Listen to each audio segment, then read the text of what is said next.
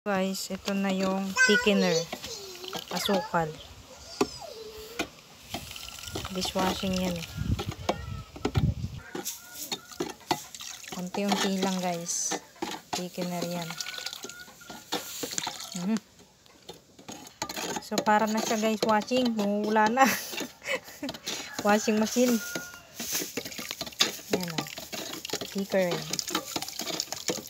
Ayan o, thickener. Nagtitik na siya, no? Lumalapot na siya. Pagkatapos nitong thickener, guys, ang gagawin ay i-rest siya ng 24 hours. Ang dali lang pala gumawa ng ng dishwashing. Ang hirap na niyang anuhin, no? Para ka na naghahalo ng kawa.